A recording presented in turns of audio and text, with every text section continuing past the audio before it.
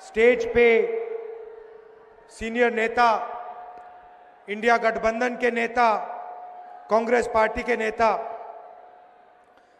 Congress party के हमारे प्यारे कार्यकर्ता, बब्बर शेर, टाइगर,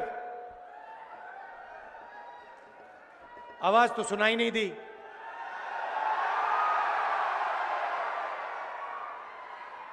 शिवसेना, एनसीपी और बाकी पार्टीज के, गठबंधन के पार्टीज के कार्यकर्ताओं का भी मैं यहां स्वागत करता हूं।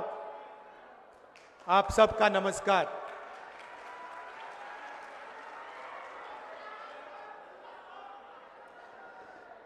ये जो लड़ाई है, ये विचारधारा की लड़ाई है।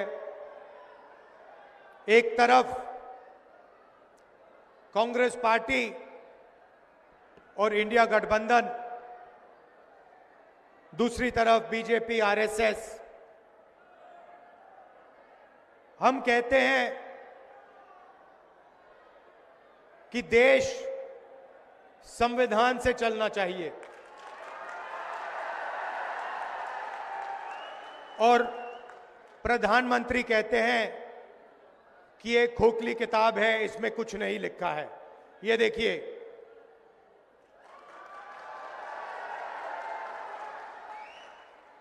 ये किताब खोखली सिर्फ आरएसएस के कार्यकर्ताओं के लिए और बीजेपी के लोगों के लिए है। हमारे लिए ये इस देश का डीएनए है। इसके अंदर अंबेडकर जी की, फूले जी की, शिवाजी महाराज जी की, बुद्ध भगवान की, नारायण गुरु, बसवना, महात्मा गांधी, इन सब की सोच हमारे लिए इस किताब में है।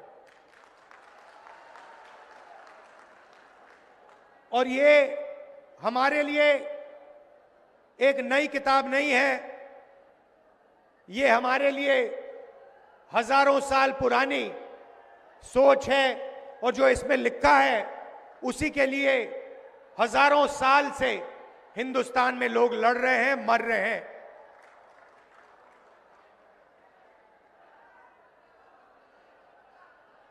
प्रधानमंत्री और बीजेपी के लोग बंद कमरों में छुपकर इस संविधान की हत्या करते हैं। मैं आपसे पूछना चाहता हूं, जब महाराष्ट्र की जनता से उनकी सरकार चोरी की गई,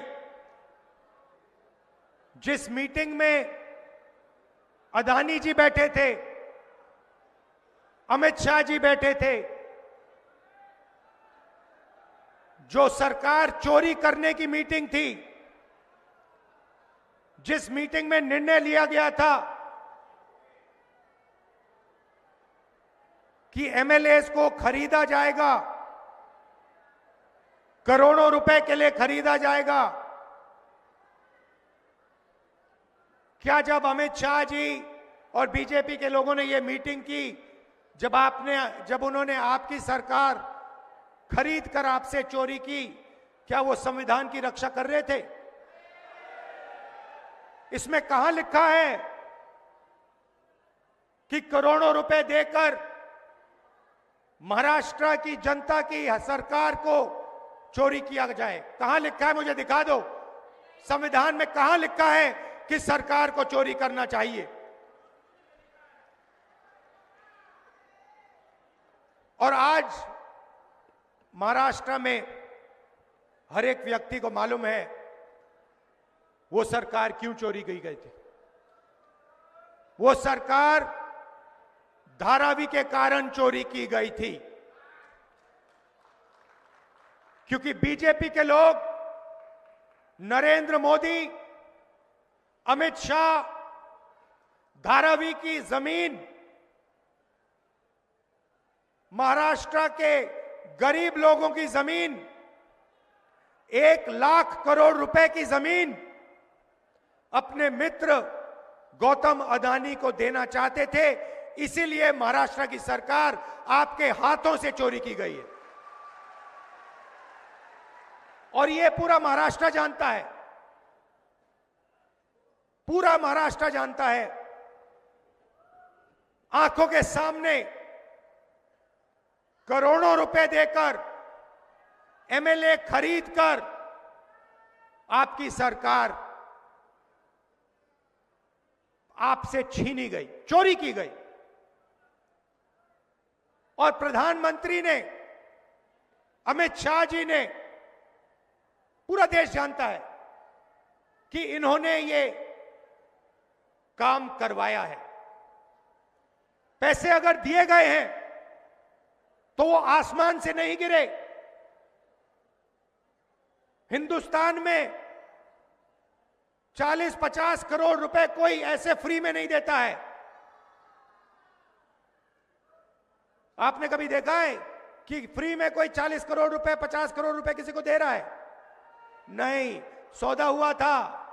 धारावी की जमीन का सौदा हुआ है। इसीलिए एमएलए को करोड़ों रुपए दिए गए। कहां से आए? किसने ऑर्डर दिया? पूरा देश जानता है, बोलने की भी जरूरत नहीं है। पूरा देश जानता है कि जिस पैसे से एमएलए खरीदे गए उसको बांटने का ऑर्डर किसने दिया। महाराष्ट्र का 6 साल का बच्चा जानता है। और फिर प्रधानमंत्री आते हैं और कहते हैं कि राहुल गांधी रिजर्वेशन के खिलाफ है। मेरी बहन मुझे बता रही थी कि उन्होंने मोदी जी का भाषण सुना और उस भाषण में उन्होंने, मेरी बहन ने मुझे कहा कि जो हम बोलते हैं वही मोदी जी आजकल बोल रहे हैं। पता नहीं, शायद मेमोरी लॉस हो गया है।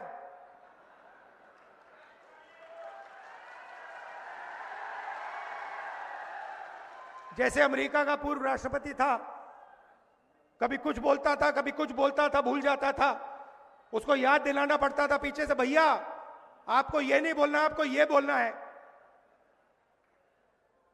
वहां पे यूक्रेन का राष्ट्रपति आया और अमेरिका के राष्ट्रपति ने कहा कि भैया रूस के राष्ट्रपति पुतिन आए हैं। उनके पीछे लोग आए, कहे नहीं नहीं नहीं भैया रूस के नहीं है, यूक्रेन के हैं। उनका मेमोरी लॉस हो गया था। वैसे ही हमारी प्रधानमंत्री का मेमोरी लॉस हो रहा है।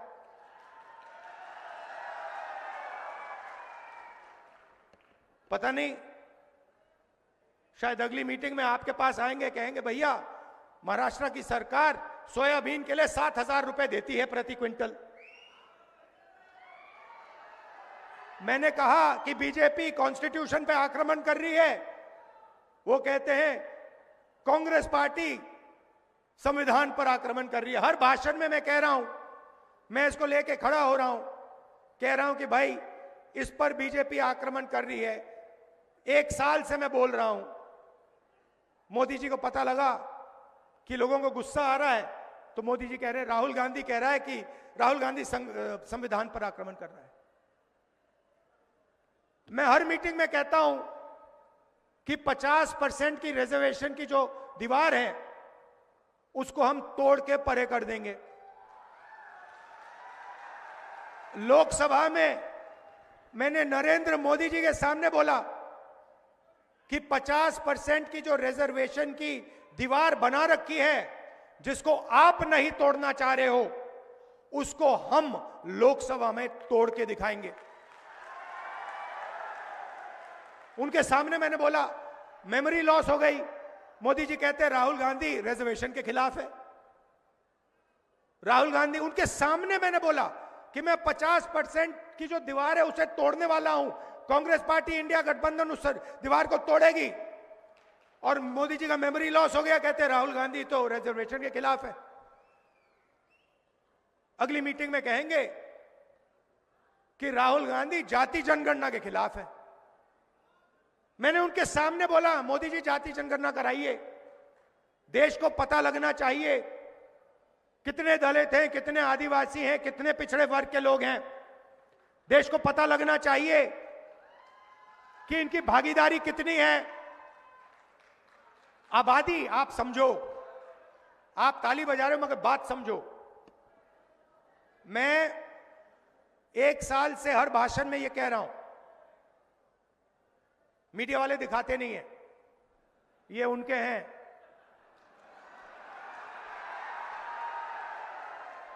अच्छा, मजे की बात है, जब मैं कहता हूं ये उनके हैं तो ये मेरी ओर देख के मुस्कुराते हैं, कहते हैं हां हम उनके हैं, आपके नहीं हैं। देखिए मुस्कुरा रहे हैं, देखिए देखिए देखिए, ये देखो, ये ऐसे कर रहा है, देखो।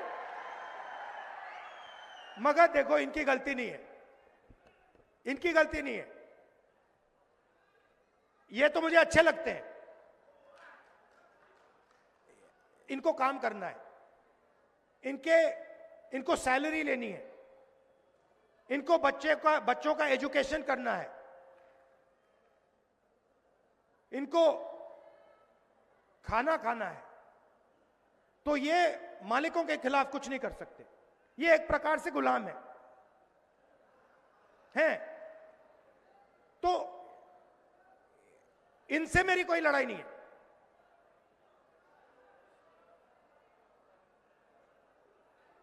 मगर ये हमारी बात कभी नहीं दिखाएंगे, 24 घंटा मोदी जी का चेहरा दिखाएंगे, हमारा भाषण कभी नहीं दिखाए। जैसे अभी मैंने बोला नरेंद्र मोदी जी का मेमोरी लॉस हो गया, ये कभी नहीं बताएंगे, सवाल नहीं उठता। आप देखना, आज शाम को टीवी देखना, कहेंगे मोदी जी की मेमोरी तो बड़ी जबरदस्त है, वो एक बार कुछ सुन लेते हैं तो 70 साल के लिए वो उसको भूलते नहीं है। और फिर उसमें जोड़ देंगे जब वो छोटे थे, झील में जाके वो मगरमच्छ से लड़े थे और मगरमच्छ को उन्होंने डुबाया। मगर जब गंगा जी में जाते हैं तो लगता है कि तैरना नहीं जानते हैं। तो मेरा कहना है कि लड़ाई संविधान की है। अंबेडकर जी की सोच, गांधी जी की सोच, बुद्ध भगवान की सोच, फूले जी की सोच, उसकी हम रक्षा कर रहे हैं। जब हम कहते हैं कि जाति जनगणना होना चाहिए, मैं आपसे पूछता हूं, क्या अंबेडकर जी जाति जनगणना के साथ होते या खिलाफ होते? साथ होते ना। फूले जी साथ होते खिलाफ होते? बुद्ध भगवान साथ होते खिलाफ होते? नारायण गुरु, बसवना, महात्मा गांधी साथ होते खिलाफ होते? नरेंद्र मोदी खिलाफ है। नरेंद्र मोदी जाति जनगणना के खिलाफ है, क्योंकि अगर खिलाफ नहीं होता तो 5 साल 7 साल पहले वो उसको करवा देता। मगर नरेंद्र मोदी नहीं करवाना चाहता है, और आज मैं आपको ये बताने आया हूं क्यों। आपकी आबादी, पिछड़ों की आबादी 50% है कम से कम, दलित 15, आदिवासी 8, माइनॉरिटी 15, जोड़ दो तो 90% हो जाता है। और 90% आपकी आबादी है। जीएसटी आप देते हो। ये जो हमारी बहनें हैं, जब आप साड़ी खरीदते हो तो आप 18% जीएसटी अपने जेब से देती हो। जब आप कुछ भी खरीदते हो उसमें ऑटोमेटिकली जीएसटी लग जाता है। अगर आपने अपनी बेटी के लिए एक साड़ी खरीदी, आप 18% जीएसटी देती हो। अगर वही साड़ी अरबपति अदानी ने खरीदी तो वो भी 18% जीएसटी देगा, वो 19% नहीं देगा। जितनी आप देते हो उतनी वो देता है। और ये सारी की सारी जीएसटी इकट्ठा होती है, दिल्ली जाती है, और वहां पे बजट का निर्णय लिया जाता है। आपने देखा होगा सीतारमन जी सूटकेस लेके आती हैं पार्लियामेंट हाउस में, देखा ना आपने? महाराष्ट्र में दूसरा सूटकेस लेके आते हैं एमएलए वाला, वहां पे छोटा सा सूटकेस होता है, यहां पे बहुत बड़ा होता है। छोटा सा सूटकेस लेके जाती हैं और बजट पेश करती हैं।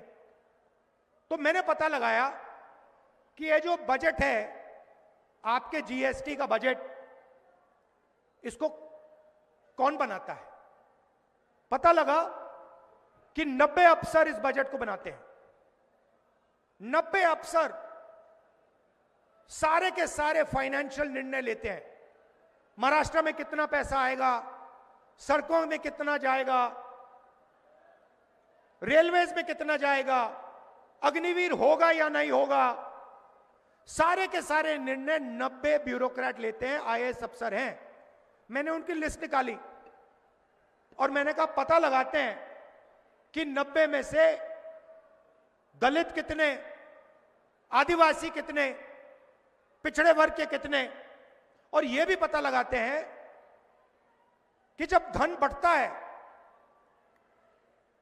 तो कितने रुपए का निर्णय आदिवासी अफसर लेते हैं, कितने का दलित लेते हैं, कितने का पिछड़े वर्ग लेते हैं। आज मैं आपको ये बताना चाहता हूं, दलितों की आबादी 15%, 90 अफसर में से 3 आपके, और 3 अफसर अगर बजट में 100 रुपए बढ़ता है तो 3 अफसर पूरा मिलाकर 100 में से 1 रुपये का निर्णय लेते हैं। दलितों की आबादी 15%, बजट में दलितों की भागीदारी 1 रुपया 100 रुपए में से। आदिवासी 8% आबादी, 100 रुपए में से 10 पैसे का निर्णय ये लेते हैं। आबादी 8%, भागीदारी 100 रुपए में से 10 पैसा। और पिछड़े वर्ग के कम से कम 50% आपकी आबादी है। 3 अफसर हैं आपके 90 में से, छोटे छोटे डिपार्टमेंट दे रखे हैं। और अगर आप ओबीसी अफसर को जोड़ दें तो 100 रुपए में से 5 रुपए का निर्णय ओबीसी अफसर लेते हैं। मतलब अगर आप दलित, आदिवासी और पिछड़े वर्ग को जोड़ दें तो 6 रुपए 10 पैसे 100 रुपए में से आप निर्णय लेते हो। आपकी आबादी 50%, 15%, 8%, 73% होता है टोटल, और आपकी भागीदारी 100 रुपए में से 6 रुपए। ये हो क्या रहा है? मैंने मजाक किया, मैंने कहा कि मीडिया में हमारे लोग नहीं है। मेरा मतलब क्या था, आप मीडिया के एंकर्स को देखिए, बड़े बड़े पत्रकारों को देखिए, उनके नीचे नाम आता है, उस नाम को पढ़िए, मालिकों के नाम पढ़िए, अदानी, अंबानी, टाटा, बिरला, ये नाम पढ़िए। नाम के पीछे सब कुछ है। और मुझे बता दीजिए, ये मीडिया वाले जो हैं, एंकर्स जो हैं, मालिक जो हैं, इनमें से दलित कितने, आदिवासी कितने, पिछड़े कितने? एक भी नहीं है।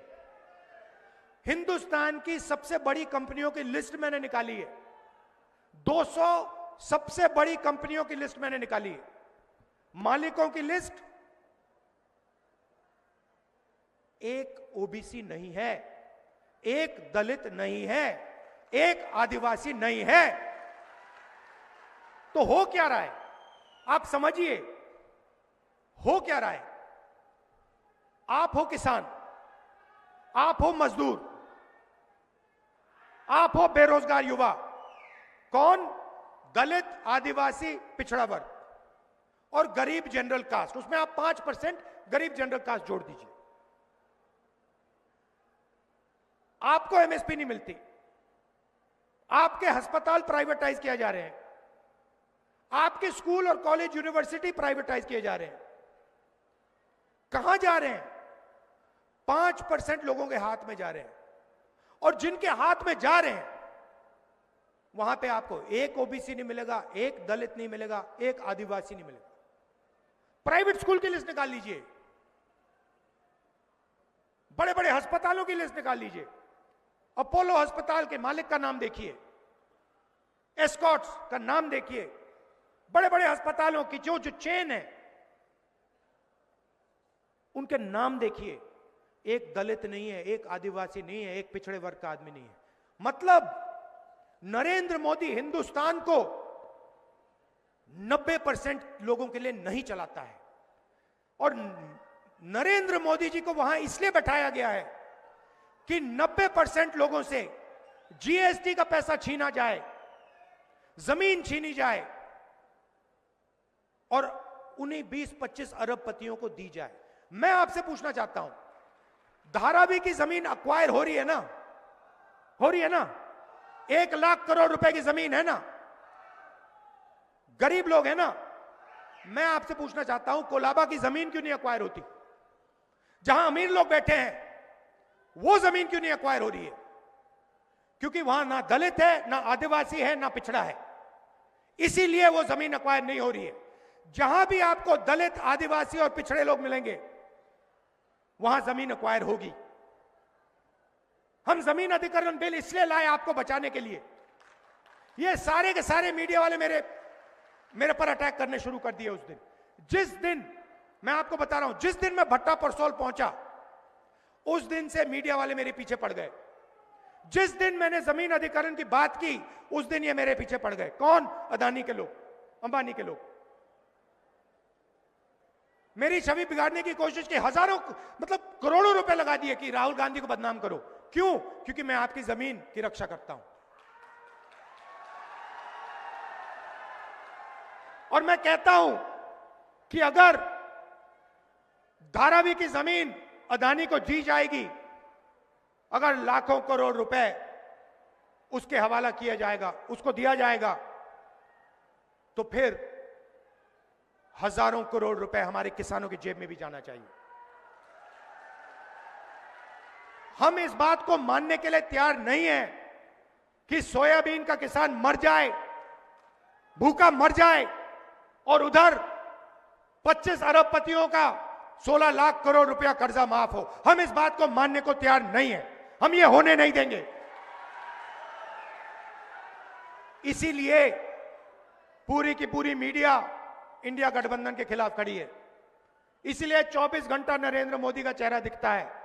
भाइयों और बहनों, आपकी जमीन इनको चाहिए, आपका जल इनको चाहिए, आपका जंगल इनको चाहिए, ये आपसे सब लेना चाहते हैं। हिंदुस्तान के 25 अरबपति हैं, 16 लाख करोड़ रुपया उनका कर्जा माफ किया है। हमने हिंदुस्तान के हर किसान का कर्जा माफ किया था। 70,000 करोड़ रुपए लगे थे, 70,000 करोड़ रुपए लगे थे। इन्होंने अरबपतियों का 16 लाख करोड़ रुपया माफ किया है। 1 लाख करोड़ रुपए अदानी को धारावी में देने जा रहे हैं। ये सोचते हैं बड़ी आसानी से होगा, इतनी आसानी से नहीं होने वाला। राहुल गांधी खड़ा हुआ है यहां पे। तो यही सवाल है, कॉन्स्टिट्यूशन में कहीं नहीं लिखा है कि दलितों की, पिछड़ों की, मजदूरों की, गरीबों की जमीन छीनकर 25 अरबपतियों को दिया जाएगा। कहीं नहीं लिखा है। मुझे दिखा दो, मुझे दिखा दो या कहां लिखा है इस किताब में कि अरबपतियों का 16 लाख करोड़ रुपए माफ होना चाहिए।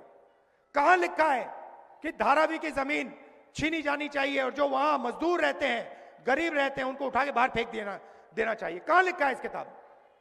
कहीं नहीं लिखा है। क्योंकि यह किताब शिवाजी महाराज की किताब है और शिवाजी महाराज मर जाते मगर गरीबों का नुकसान नहीं करते। शिवाजी महाराज मर जाते मगर धारावी की जमीन अदानी को नहीं देते। यह सच्चाई है, यह महाराष्ट्र की सच्चाई है, यह हिंदुस्तान की सच्चाई है। तो इसीलिए हमने निर्णय लिया है और यह शुरुआत है। दिल्ली में सरकार नहीं बनी, नहीं तो हम आपको अच्छी तरह दिखाते। हमने निर्णय लिया है कि अगर वो अरबपतियों को लाखों करोड़ रुपए दे सकते हैं तो हम महाराष्ट्र के किसानों को, मजदूरों को, महिलाओं को भी लाखों करोड़ रुपए दे सकते हैं। यहां महिलाएं आई हैं, हमारी सरकार यहां चुनकर आएगी।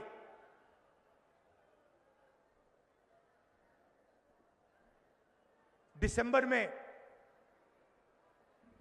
आप सुबह जगेंगी और कहेंगी कि चलो देखते हैं बैंक अकाउंट में कितना पैसा है, और आपको पता लगेगा कि इंडिया गठबंधन की महाराष्ट्र की सरकार ने महीने का 3,000 रुपए आपके बैंक अकाउंट में डाल दिया है। आप अपने बच्चों से जाके कहेंगी 3,000 रुपए हमारे बैंक अकाउंट में इस महीने के लिए आएगा, और आपके बच्चे आपसे कहेंगे मम्मी अगले महीने भी 3,000 रुपए हमारे बैंक अकाउंट में आएगा, उसके बाद भी आएगा, उसके बाद आएगा, हर महीने पहली तारीख 3,000 रुपए हमारे बैंक अकाउंट में, हमारे गरीब परिवार के बैंक अकाउंट में इंडिया गठबंधन की सरकार डालेगी। जैसे नरेंद्र मोदी जी अदानी जी के बैंक अकाउंट में पैसा डालते हैं, 1 अरबपति के बैंक अकाउंट में डालते हैं, वैसे ही हम हजारों लाखों महाराष्ट्र की महिलाओं के बैंक अकाउंट में पैसा डालने जा रहे हैं। और फिर उसके बाद आप अपने पति से कहेंगी मैं मार्केट जा रही हूं, मोदी जी ने महंगाई बढ़ा दी है, शॉपिंग करने जा रही हूं। आप बस स्टैंड में जाएंगी, बस में घुसेंगी और बस कंडक्टर आपको कहेगा आप महाराष्ट्र की महिला हैं, आप महाराष्ट्र के भविष्य की देखभाल करती हो, बस का टिकट फ्री है, आपको 1 रुपया नहीं देना पड़ेगा। महाराष्ट्र में जितना आप घूमना चाहती हैं, बस में जहां भी आप जाना चाहती हैं, आप फ्री में जाएंगे। और फिर क्या होगा? फिर महाराष्ट्र के किसान कहेंगे राहुल जी आपने महिलाओं के बैंक अकाउंट में 3,000 रुपए डाल दिए, उनकी बस टिकट फ्री कर दी, हम बस में जाते हैं, कंडक्टर हमसे पैसा मांगता है, आपने ये क्या कर दिया? तो फिर हम महाराष्ट्र के किसान से कहेंगे कि घबराइए मत, 3 लाख रुपए तक का कर्जा आपका महाराष्ट्र की सरकार माफ करेगी। फिर सोयाबीन के किसान हमें कहेंगे कि राहुल जी पिछली सरकार में हमें सोयाबीन के लिए, मनमोहन सिंह जी की सरकार में हमें सोयाबीन के लिए सही पैसा मिलता था, ये अदानी वाली सरकार है, ये हमें सही दाम नहीं देती सोयाबीन के लिए। और हम आपसे कहेंगे घबराइए मत, महाराष्ट्र में फिर से कांग्रेस पार्टी की सरकार आ गई है, सोयाबीन के लिए आपको 7,000 रुपए प्रति क्विंटल मिलेगा। और प्याज के जो किसान हैं उनसे हम कहेंगे देखिए हमने देखा है कि प्याज के दाम ऊपर नीचे जाते रहते हैं, आपका नुकसान होता है, तो हम आपके लिए एक महाराष्ट्र सरकार में प्याज के दाम को मैनेज करने के लिए एक फेयर प्राइस कमेटी बैठाएंगे जो आपके प्याज के दाम को कंट्रोल करेगी। और कपास के किसानों को ये दिखाना जरा भैया,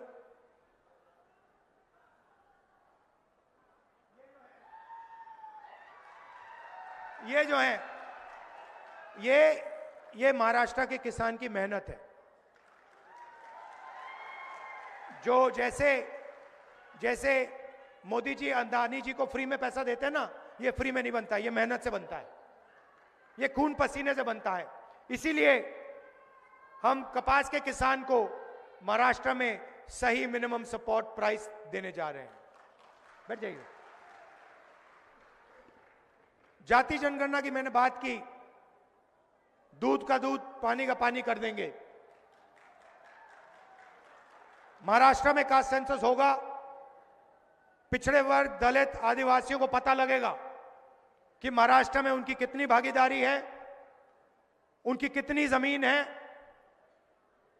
कौन सी संस्थाओं में उनके लोग हैं, कौन सी संस्थाओं में उनके लोग नहीं हैं। ये सब हम आपको इंफॉर्मेशन, डेटा, 21वीं सदी का डेटा हम आपको पकड़ा देंगे। गरीब लोग बीमार होते हैं, प्राइवेट अस्पताल में जाते हैं, स्टेंट लगती है, वाल्व चेंज होता है, ऑपरेशन होता है, दवाई लेनी पड़ती है, पता लगता है लाखों रुपए खर्च हो गए। मैंने आपको पहले बताया कहां जा रहे हैं। दलित, आदिवासी, पिछड़े वर्ग के जेब से अरबपतियों की जेब में जा रहे हैं, मगर बीमार होते हो तो खर्च करना पड़ता है। राजस्थान में जब हमारी सरकार थी, हम एक योजना लाए, उसने लाखों लोग की जिंदगी बदल दी। योजना क्या थी? कोई भी इलाज गरीब व्यक्ति को करना हो, स्टेंट लगवानी हो, पेट का ऑपरेशन करवाना हो, वाल्व बदलना हो, कैंसर की सर्जरी करनी हो, राजस्थान में हमारी योजना कहती थी कि भैया 25 लाख रुपए तक का बीमा आपको मिलेगा। और यही काम हम यहां महाराष्ट्र में करने जा रहे हैं।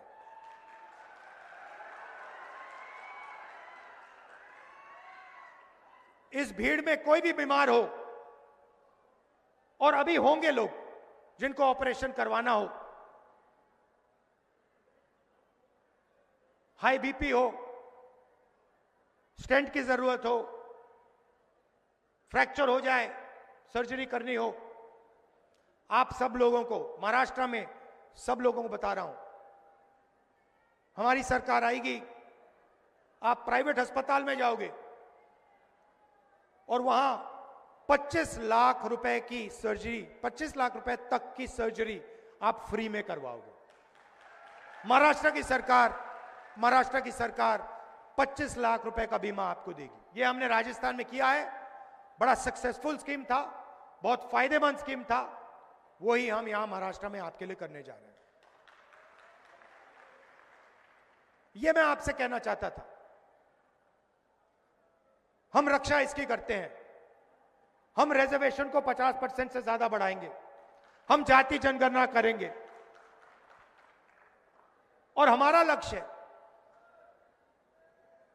कि गरीब लोगों को, अगर वो अरबपतियों को पैसा देते हैं, 16 लाख करोड़ रुपए दिया, तो हम कहते हैं कि देखिए, अगर आप उनका माफ कर रहे हो, अगर आप उनकी मदद कर रहे हो, अगर आप धारावी की जमीन गरीबों से छीन कर अरबपतियों को दे रहे हो, तो फिर हम भी गरीब लोगों को, किसानों को, मजदूरों को धन दे सकते हैं, पैसा दे सकते हैं, बैंक अकाउंट में दे सकते हैं।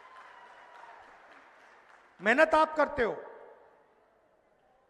सड़क आप बनाते हो, इमारतें आप बनाते हो, देश को आप बनाते हो। अंबानी अदानी मजदूरी नहीं करते, खेत में काम नहीं करते। मैं देखना चाहता हूं, अदानी जी 10 दिन कपास के खेत में काम कर ले, 10 दिन कर ले, फिर देखता हूं क्या होता है। 10 दिन के बाद 6 महीने अस्पताल में लेटेगा वो। काम आप करते हो, मेहनत आप करते हो, मगर आपको कुछ नहीं मिलता। ये हम बदलना चाहते हैं। हम चाहते हैं कि न्याय हो। कॉन्स्टिट्यूशन में लिखा है समानता होनी चाहिए, एकता होनी चाहिए, भाईचारा होना चाहिए। इसीलिए मैंने कन्याकुमारी से कश्मीर 4000 किलोमीटर चले, 4000 किलोमीटर, एक ही नारा दिया, नफरत के बाजार में मोहब्बत की दुकान खोलेंगे। नफरत क्यों फैल रही है? नफरत इसलिए फैल रही है कि नरेंद्र मोदी जी ने रोजगार का सिस्टम खत्म कर दिया है। आज हिंदुस्तान के किसी भी प्रदेश में युवाओं को रोजगार नहीं मिल सकता। क्यों? क्योंकि अरबपति चाइना का माल हिंदुस्तान में बेचते हैं और बेचना चाहते हैं। हिंदुस्तान की सारी फैक्ट्रियां बंद कर दी, छोटे बिजनेस बंद कर दिए। आप सोचते हो, मीडिया वाले कहते हैं नोटबंदी। नोटबंदी हथियार था, योजना नहीं थी। जीएसटी आपके खिलाफ हथियार है, किसान को मारने का तरीका है, छोटे व्यापारी को खत्म करने का तरीका है, अदानी अंबानी के लिए रास्ता साफ करने का तरीका है। और नतीजा हुआ है कि देश का सारा धन 20-25 लोगों के हाथ में चला गया।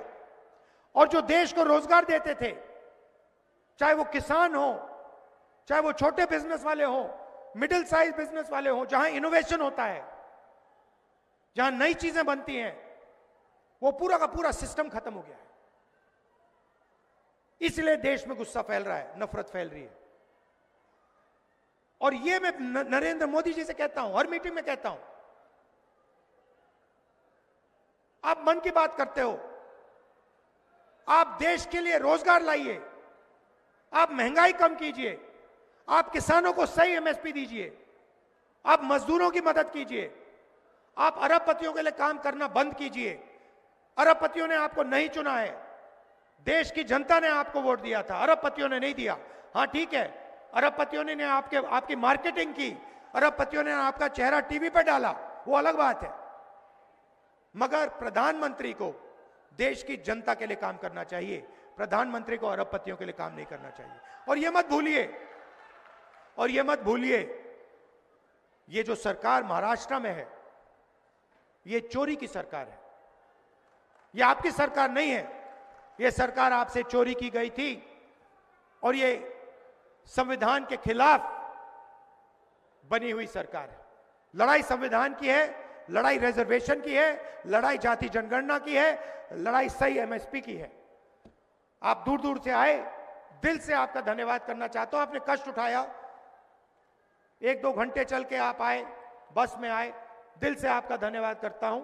नमस्कार, जय हिंद, जय महाराष्ट्र।